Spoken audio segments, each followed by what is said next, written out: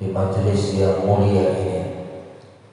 Harapan kita tentunya dari sebegitu banyaknya fadilah majelis ini, dari sebegitu banyaknya keutamaan dan keistimewaan bermajelis seperti ini, Allah karuniakan kepada kita sehingga bermanfaat, bahkan tidak hanya untuk di kehidupan dunia kita saja, tapi terbawa manfaatnya sampai ke kehidupan akhirat kita kelak insyaallah. Kemudian salawat dan salam keharibaan dan kepangkuan sang junjungan alam, ruh yang teramat mulia yang senantiasa kita sanjungkan dan kita rindu-rindukan. Dialah baginda Rasulullah Muhammad sallallahu alaihi wasallam. Allahumma salli wa sallim wa barik alaihi wa ala alihi wa sahbihi.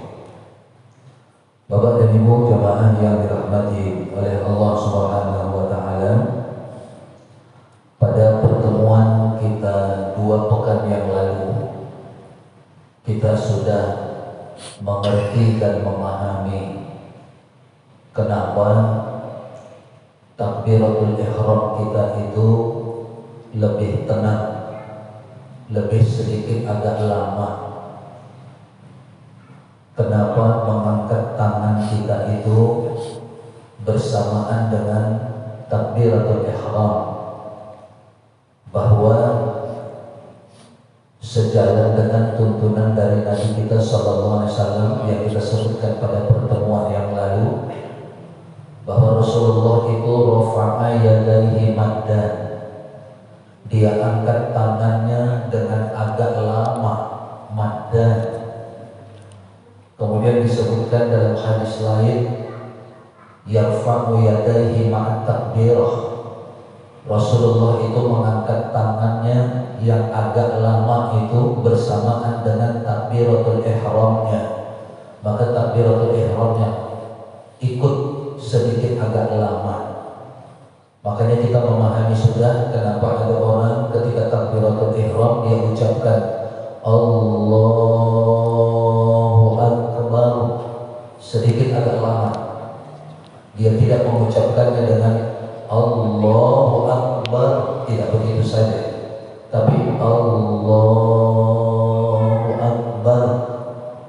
Dan kita pun sudah mengerti isinya kemarin, isi takbiratul ihram yang agak lama itu, bahwa ketika itulah kita pertama sekali memanggil Allah di dalam penghadapan kita di sholat kita ini. Ya Allah, Allahu Akbar, Ya Allah. Maka kemudian disebutkan yang lalu tuntunannya, disitulah tempat kita menghadirkan niat yang di dalam hati. Sebelum takbiratul ihram sunat berlafaz, sunat, tapi itu bukan rukun.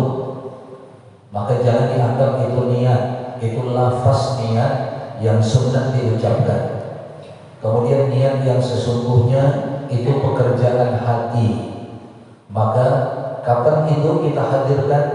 Bersamaan dengan takbiratul ihram.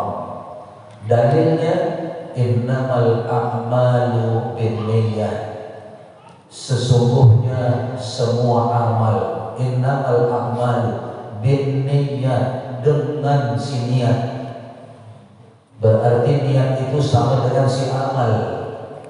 Jangan si niat dari dulu jauh. Dari rumah sudah niat Ustaz, dari pasar sudah niat, di jalan sudah niat. Padahal kalimatnya bin niat, bersama niat. Bapak dan ibu pergi belanja, bapak dengan ibu pergi belanja ke pasar.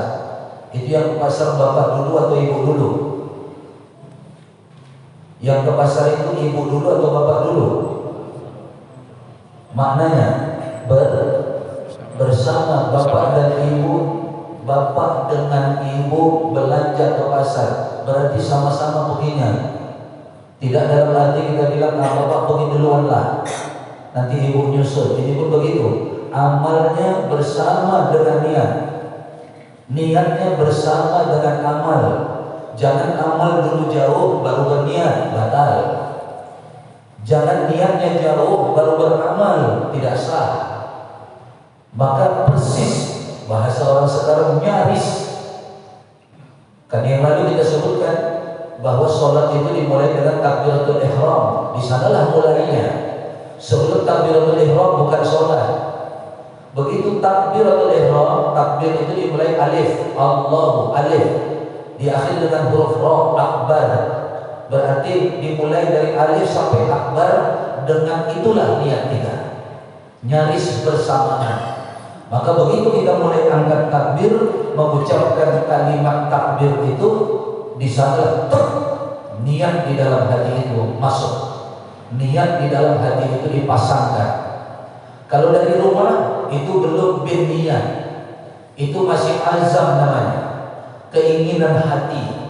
Mau ke masjid, mau sholat, itu masih keinginan, belum niat. Kalau niat itu, makanya apa niat itu sebetulnya selalu diartikan al-qasdu, kesengajaan. Maka kesengajaan itu bersama. Maka innamal a'malu binniyat. Atau kalau kita balik kalimat hadisnya, innaman niyyatu bil amal. Jadi harus sama, tidak berjarak jauh dia. Nah, maka dari itu, Bapak dan Ibu jemaah yang dirahmati oleh Allah Subhanahu wa taala, itu maka kita dituntut lakukan dengan tenang. Kata Nabi kita, alaikum bisakinah, alaikum bisakinah. Lakukan dengan tenang. Ngangkat tangan itu tenang. Allahu Akbar. Gerakan-gerakan itu tenang. Jangan begitu rukuk pun nanti tidak. Allahu Akbar. Turunlah menuju rukuk dengan tenang. Waktu sujud pun begitu. Turun ke tempat sujud dengan tenang. Mau nanti duduk tenang. Allahu Akbar. Mau berdiri pun tenang. Allahu Akbar. Jangan gerebek, gerebek. Ini orang namanya tidak sopan, tidak punya kesopanan, padahal dia sudah menghadap kepada Allah. Kecuali kalau dia merasa tidak menghadap kepada Allah. Tapi kalau dia merasa menghadap kepada Allah, lakukan dengan sopan, lakukan dengan santun, lakukan dengan tenang. Jangan terburu-buru, jangan kayak dikejar-kejar, jangan gerebek selesai, tidak. Karena ini penghadapan. Coba tengok itu kalau kita lihat itu di sebahagian keraton-keraton di Pulau Jawa, itu menghadap sultan jalannya merangkak, tenang, merangkak. Begitu nanti mau pulang, bukan dia boleh bahasanya memantati si sultan, tapi jalan masih tetap menghadap pelan-pelan ke belakang, terjingkit kaki, bukan dia jalan. Ini kok ada orang kadang-kadang ketika sholat itu keropah. Tangan itu kayak pengibas saja. Mau sampai Allahu Akbar, Allahu Akbar, Allahu Akbar. Begitu turun Allahu Akbar, begitu dulu Allahu Akbar, berdiri Allahu Akbar. Tidak. Kecuali tadi kita katakan yang bersangkutan memang tidak merasa sedang menghadapkan dirinya kepada Allah. Maka ucapkan dengan tenang. Dalilnya itu tadi, dalam ucapan takbir kita itu munculkan kesengajaan tadi. Yang dimaksud dengan niat di dalam hati itu bersama binniyat. Innamal a'malu binniyat. Sesungguhnya amal itu bersama dengan niat. Kalau tidak, maka artinya akan berbeda. Kalau ayah dengan ibu pergi ke pasar, tapi ayah pergi duluan, maka bahasa itu nanti akan berubah artinya. Ayah dan ibu pergi ke pasar, tapi ayah pergi lebih dahulu. Sementara hadis ini tidak ada sambungannya kecuali innamal a'malu binniyat. Tidak ada keterangan niat itu boleh jauh sebelumnya. Nanti dia menjadi sesuatu yang hanya azam saja, keinginan hati, kemauan hati, tapi bukan kesengajaan di dalam hati untuk melakukan amalan itu. Nah, Bapak dan Ibu jemaah yang dirahmati oleh Allah Subhanahu wa taala, itu yang lalu sudah kita sebutkan. Nah, kemudian Bapak dan Ibu jemaah yang dirahmati oleh Allah, seberapa ukuran mengangkat tangan tersebut? Kita pedomani hadis Nabi kita sallallahu alaihi wasallam bahwa mengangkat tangan itu harus mengikuti panduan juknisnya. Kata orang sekarang begitu, juknis, petunjuk teknisnya kayak apa. Maka dalam hadis Nabi mengatakan bahwa Nabi sallallahu alaihi wasallam itu ketika mengangkat tangannya itu bihadu imam kibai, sejajar dengan kedua pundaknya. Tangan yang diangkat itu sejajar dengan kedua pundaknya.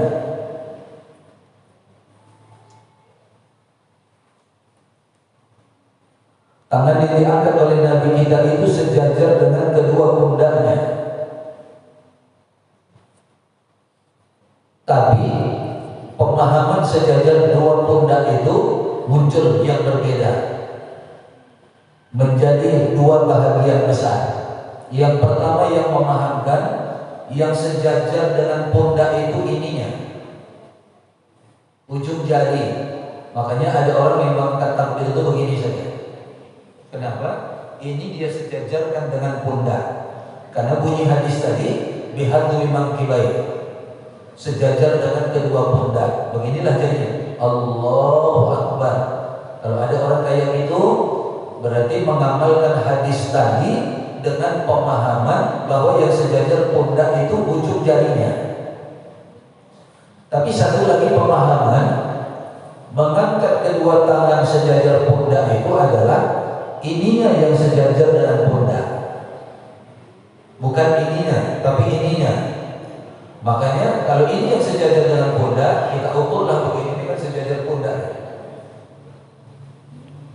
Inilah dia yang diangkat itu, sejajar dengan pundak.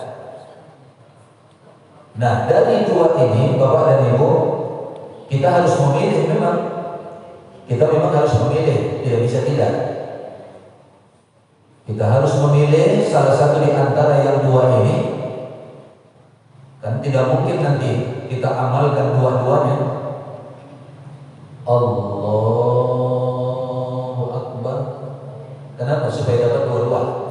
Atau Allahu Akbar. Tidak juga mungkin. Maka kita harus memilih salah satu dalam beramal. Itulah yang dimaksud, ya. Beda manhaj dengan madhab. Manhaj itu, itulah yang datang dari Nabi kita, sejajar dengan pundak, itu kita ambil. Manhaj itu manhajnya dari Rasul sallallahu alaihi wasallam. Tapi begitu manhaj itu dipahami berbeda, madhab ini memahamkan begini, madhab ini memahamkan begini, maka di situ kita harus memilih salah satu. Harus memilih salah satu. Itulah namanya bermadhab. Walaupun madhab itu tetap juga manhajnya kepada Rasul sallallahu alaihi wasallam sesuai dengan hadis yang tadi itu. Jadi jangan dianggap orang yang bermadhab itu tidak punya manhaj, atau orang yang bermanhaj kepada Rasul sallallahu alaihi wasallam itu dia tidak boleh bermadhab. Ketika seperti ini tadi yang dari Rasulullah itu dipahamkan berbeda, maka seseorang harus memilih, tidak boleh tidak. Termasuk nanti kan manhaj dari Rasulullah, iftitah itu paling tidak ada 4 macam doa iftitah. Barulah madhab ini mengamalkan yang ini, madhab ini mengamalkan yang ini, madhab ini mengamalkan yang ini, madhab ini mengamalkan yang ini. Tapi mereka sama-sama tetap bermanhaj kepada hadis yang dari Nabi kita yang mengajarkan 4 macam tadi. Jadi jangan dianggap orang bermadhab itu tidak bermanhaj, atau orang bermadhab itu salah, tidak mengikut Rasulullah, dia yang keliru. Justru madhab itu menuntun kita menuju amalan Rasulullah. Cuma karena tadi Rasulullah mencontohkan seolah-olah mereka pun berbeda. Itu yang harus kita pahami. Jadi kalau orang-orang tadi begini, berarti dia mengikut manhaj Rasulullah. Itu yang dipahamkannya. Sekaligus dia mengikuti madhab yang menuntut, ini yang dimaksud. Tapi yang satu lagi juga memahamkan ini yang sejajar pundak, berarti dia tetap bermanhaj kepada Rasulullah. Tapi dia mengikut tuntunan madhab yang memahamkan yang dimaksud sejajar pundak itu ininya. Nah maka saya secara pribadi harus memilih. Saya termasuk yang memilih madhab yang mengajarkan ini yang sejajar dengan pundak. Ya, ini yang sejajar dengan pundak. Nah, kenapa saya pribadi memilih madhab yang ini sesuai dengan tadi hadis Rasulullah yang mengatakan sejajar dengan pundak, tapi yang ininya yang kita pilih, dan itu tidak terbantahkan perbedaan itu, karena ada hadis dari Nabi kita Sallallahu Alaihi Wasallam,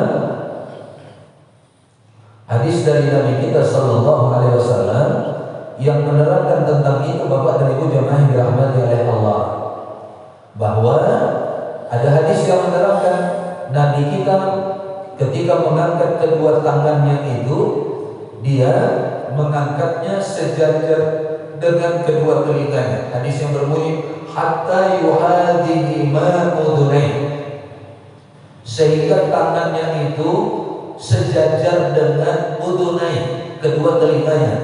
Itu hadis satu lagi menerangkan begitu. Nah makanya kalau ini yang kita angkat sejajar dengan pundak, ininya sudah pasti sejajar dengan telinga. Jadi sekali melakukan, dua hadis tergambar di sana. Kalau ini sudah sejajar dengan pundak, maka ini akan sejajar dengan atas telinga. Ini ibu jari akan sejajar dengan anak telinga. Walaupun tidak disentuhkan, Allah, ada yang sampai menyentuhkan. Kalau sudah disentuhkan, resikonya telapak tangannya bisa ke atas, awas. Jadi bukan disentuhkan, letaknya itu tidak jauh dari telinga, tidak jauh dari telinga. Nah makanya kalau ini wajah kita kurang lebih 1 jengkal, ini wajah kurang lebih 1 jengkal, maka kalau kita mengangkat tangan ukurannya juga kurang lebih 1 jengkal, inilah dia. Maka posisi ini ketika kita angkat mendekat kepada telinga kita, maka itu jaraknya lebih kurang 1 jengkal. Ada hadis menerangkan Rasulullah waktu mengangkatnya sejajar pundak itu mendekat kepada telinga. Berarti tidak begini maknanya. Kalau begini menjauh dari telinga. Karena ada juga kita tengok itu Allahu Akbar, ada ya. Nah ada hadis menerangkan tidak jauh dari telinga. Kalau tidak jauh dari telinga, berarti waktu mengangkatnya itu jaraknya lebih kurang 1 jengkal. Jadi Allah lebih kurang 1 jengkal, sejajar dengan pundak, sejajar dengan atas telinga. Inilah yang kita angkat itu. Ini juga ada maknanya. Ada maknanya. Dulu kalau kita nonton film koboi, begitu anak mudanya Charles Bronson itu nangkap banditnya, kan bandit istilahnya kalau film koboi, diperintahkan angkat tangan, dia pun ngangkat. Ngangkatnya jangan main-main, karena kalau dia main-main nurun sedikit itu dicurigai mau ngambil senjata ini, khawatir kita ditembak ya. Maka ngangkat tangannya dengan tenang. Artinya apa? Tanda benar-benar sudah menyerahkan diri kepada Allah. Wah, Haji Musa, ya ngertilah soal itu. Kalau orang sudah main-main, bergerak-gerak, goyang-goyang dia mau ke bawah, ini takut kita memang mau ngambil senjata. Maka bisa saja ditembak, dicurigai. Ini pun begitu, jangan main-main. Angkat dengan penuh penyerahan diri kepada Allah. Itulah nanti yang ada di ujung doa kita itu, lillahi ta'ala, semata-mata karena Engkau ya Allah, nyerah. Ya Allah, sengaja hamba sholat fardu maghrib mengikut imam karena bahasa menyerahkan diri kepada Allah. Jangan asal diangkat-angkat saja. Entah apa arti diangkat itu pun, nanti orang nggak ngerti. Maka kita coba kita pahami. Mengangkat tangan itu adalah pertanda kita sudah siap menyerahkan diri kita kepada Allah. Maka bahasa dalam hati kita pun tadi itu lembut, santun, sopan, jangan buru-buru, jangan tergesa-gesa. Ya Allah, sengaja bersolat fardu maghrib untuk imam karena Engkau ya Allah. Itulah niat kita dalam hati. Tapi dalam hati, jangan bilang nanti semua serentak. Ya Allah, sengaja bersolat fardu isya. Dibilang orang nanti kita dari aliran sesat, laporkan orang pula ke polisi, kan masuk TV semua. Ya Pak Haji kemarin datang juga beliau, Masya Allah. Menjelang saya berangkat tadi beliau dari rumah saya, dari Masjid Agung Al-Falah, mau minta Isra Mi'raj. Saya pikir malah enggak kemari, rumahnya kemari beliau. Itu dia, Bapak dan Ibu dirahmati oleh Allah. Maka semenjak itu tatapan pandangan mata pun wajib ke tempat sujud, tak boleh ke tempat yang lain. Ke tempat sujud itu diperintahkan. Jangan melewati tempat sujud, mandangin betis orang, mandangin punggung orang, jangan. Jangan ke bawah tempat sujud, mandangin jari-jari kaki, jangan. Jangan ke samping tempat sujud, nengok tempat sajadah orang, nengok tempat sajadah sebelah kiri, jangan. Tapi fokus kepada tempat sujud kita. Kenapa selama sholat kita diperintah memandang ke tempat sujud? Itu pertanyaannya. Karena tempat sujud adalah tempat yang terdekat seorang hamba kepada Allah ketika dia melakukan sholat. Pandangi tempat yang mulia itu. Itu tempat yang mulia. Pandangi dia benar-benar dengan keyakinan itu nanti yang mau kita tuju, karena di sanalah tempat terdekat seorang hamba dengan Tuhannya waktu sujud. Bukan waktu takbiratul ihram, bukan pada waktu baca Fatihah, bukan pada waktu rukuk, bukan pada waktu duduk, tapi pada waktu sujud. Maka pandangi tempat sujud itu. Satu. Yang kedua, dengan memandang tempat sujud berarti kita menundukkan kepala kita. Kepala tertunduk. Maka dengan menundukkan kepala, itulah arti khusyuk. Ada beberapa arti khusyuk. Di antaranya itu ada ketundukan. Ada ayat Al-Quran yang mengatakan wujuhu yawma idzin khashi'ah hal ataka hadithul ghashiyah wujuhu yawma idzin khashi'ah khusyuk. Apa arti khusyuk di situ? Wujuhun, wajah-wajah mereka itu yauma idzin, di hari kiamat nanti, khasyi'ah, tertunduk malu di hadapan Allah. Nah, itu dia. Jadi kalau ditanya orang apa arti khusyuk itu, menundukkan diri, menundukkan hati dengan penuh rasa malu di hadapan Allah. Kenapa malu? Ya, kita tahulah kenapa kita malu. Banyak ternyata perintah Allah yang masih kita abaikan, banyak larangan-larangan Allah yang masih kita kerjakan, masih banyak peluang-peluang dosa yang masih juga kadang ada di badan. Maka ketika datang menghadap kepada Allah, Allah malunya ke hadapan Allah. Walaupun sekarang sudah banyak orang tidak punya malu. Kenapa? Sudah terlanjur karena mengikut lagu. Terlanjur basah, ya sudah mandi sekali, kata netizen. Itu kan? Terlanjur basah, ya sudah mandi sekali. Makanya ada orang sekarang saking banyaknya rasanya dia dosanya, sampai-sampai dia pura-pura mengatakan, memang aku rindu sama neraka. Itulah yang dikatakan artis Nikita Mirzani. Sudah terlalu banyak, Pak. tak tahu lagi dia dari mana mau merubahnya. Maka akhirnya dia katakan itu, memangnya lu pikir gua takut neraka? Gua baru bikin masuk neraka itu tahu katanya. Gua kepingin ketemu Michael Jackson, gua kepingin ketemu dengan White Houston. Nanti kami bikin panggung di sana, katanya pula. Kenapa sudah terlanjur basah? Ya sudah mandi sekali katanya. Ah, dia begitu, tak malu lagi. Itu satu, lewat berita media yang kita dengar itu. Artis yang sudah. Kemudian satu lagi, namanya Bunga Zainal. Artis juga Bunga Zainal. Artis sinetron. Nikah sama seorang pengusaha. Maaf, beragama Hindu di Bali, pengusaha kaya raya. Akhirnya dia rela meninggalkan Islam, masuk ke dalam agama Hindu.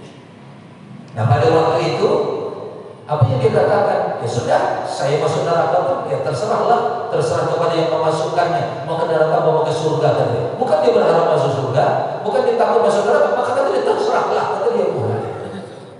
Itu Bunga Zainal. Nah kemudian ada satu lagi, walaupun sebetulnya ya maaflah, Titiek Puspa juga sudah seperti itu, karena rasa dia sampai tuanya dia tidak juga bisa memulai menutup aurat dan lain sebagainya. Maka dia kata, ya udah terserah kepada Tuhan lah, mau ke neraka lah katanya. Awas, malu, tertunduk dengan penuh rasa malu Bapak dan Ibu jemaah yang dirahmati. Maka tundukkan kepala kita, memandang ke tempat sujud. Nah maka kita dapat pemahaman. Kenapa kita mengangkat tangan? Tanda kita sudah sepenuhnya berserah diri kepada Allah. Kemudian kenapa kita menundukkan kepala? Menundukkan kita yang penuh dosa, yang banyak maksiat, banyak kesalahan-kesalahan ini, tetap berharap mendapatkan rahmat dari Allah. Maka ada rasa malu di diri kita. Kenapa kita pandang di tempat sujud kita? Itu tempat yang paling utama yang mau kita tuju nanti waktu kita sujud. Disitulah paling dekat kita dengan Allah. Maka nanti apa yang kita lakukan waktu kita sujud, insya Allah nanti waktu kita membahas tentang sujud akan kita sampaikan apa yang kita lakukan ketika di dalam sujud, tempat yang terdekat kita dengan Allah itu. Maka kesimpulannya, mari lakukan ini dengan tenang. Alaikum bisakinah. Mari lakukan ini dengan tidak terburu-buru, tidak tergesa-gesa. Lakukan dengan sopan, lakukan dengan santun. Masa 15 menit menghadap kepada Allah tidak tahan, harus dipercepat sehingga cuma 4 menit, cuma 5 menit. Ini menghadap Allah, menghadap Allah.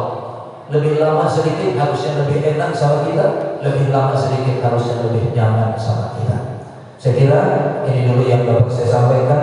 Diskusi kita pun masih kita tiadakan ini Pak Tajali. Insya Allah nanti ada waktu-waktu kita yang tenang, kita akan diskusikan apa-apa yang sudah pernah kita bahas. Kepada Allah kita bermohon agar Allah memanjangkan umur kita, mempertemukan kita kembali dalam keadaan sehat walafiat pada taklim-taklim kita ini, di taklim-taklim kita yang akan datang. Amin ya Allah, amin ya rabbal alamin. Rabbana zidna ilman nafi'an warzuqna fahma wa amalan shalihan. Rabbana atina fid dunya hasanah wa fil akhirati hasanah wa qina adzabannar. Walhamdulillahi rabbil alamin. Billahi taufiq wal hidayah. Wassalamualaikum warahmatullahi wabarakatuh. Allahumma shalli ala sayyidina maulana